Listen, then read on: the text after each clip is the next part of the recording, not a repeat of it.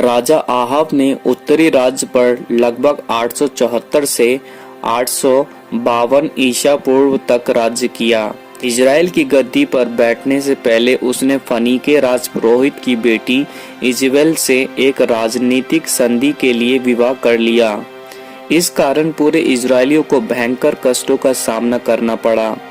फनीके से इजराइल द्वारा लाई गई बाल देवता की पूजा को अपनाने के अतिरिक्त आहाब ने राजधानी में बाल देवता का मंदिर बनवाकर इसे राज्य स्तर पर मान्यता दी और पूरे देश में बाल देवता की पूजा होने लगी।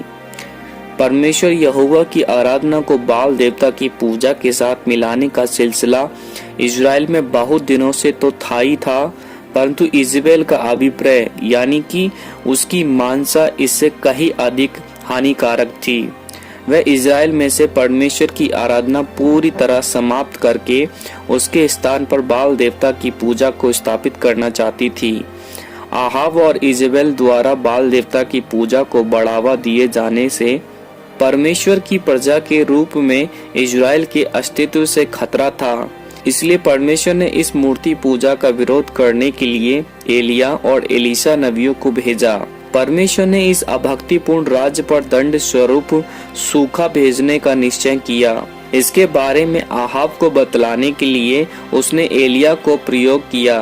पहला राजा 17 का 1 आयत। 3 वर्ष के बाद उसने एलिया के द्वारा सूखे गए समय के अंत की घोषणा की, परंतु यह अंत इसलिए होना था कि आहाब को निश्चय हो जाए कि आहाब परमेश्वर तथा बाल देवता की सेवा एक साथ नहीं कर सकता।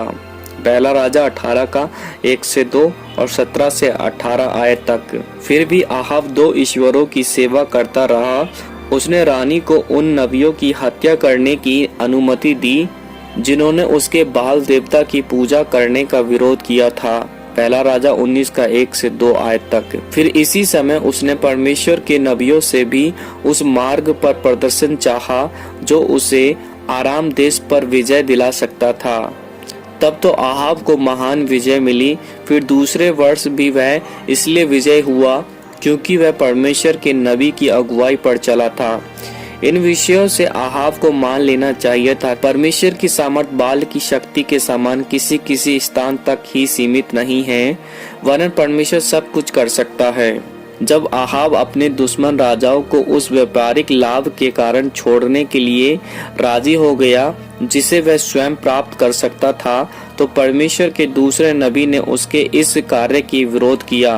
पहला राजा 20 का 34 से 43 आयत तक। आहाब की नीति न केवल धार्मिक, सैनिक और व्यापारिक क्षेत्र में परमेश्वर के उद्देश्य के खिलाफ थी, वरन उसका सारा काम अन्यायपूर्ण था। यह इससे स्पष्ट होता है कि कैसे उसने अपने लिए नाबोत की बारी को हड़प लिया। वहाँ के स्थानीय कर्मचारी भ्रष्ट थे। वहाँ कोई भी ऐसा नहीं था जो साधारण जनता के प्रति न्याय के लिए खड़ा होता हो। पहला राजा 21 का 1 से 16 आयत तक। एलिया नबी ने आहाब के लिए उसकी व्यभिचारिणी पत्नी इजबेल के लिए परमेश्वर से भयंकर दंड की घोषणा की थी। आहाब को आराम के साथ होने वाले एक युद्ध में परमेश्वर की ओर से दंड मिला। दरबार के अधिकतर नबी झूठे थे और वे आहाब को ऐसी सलाह देते थे जिससे राजा प्रसन्न होता था। इसके विपरीत मीका नबी निरंतर आहाब को सत्य ही बतलाता था। जब उसने आहाब को बतलाया कि आगामी युद्ध में तेरी हार होगी, तो आहाब ने उससे बंदीगृह में डलवा दिया। पहला राजा 22 का 1 से 28 आयत तक। आहाब ने परमेश्वर के संदेश की अवहेलना की।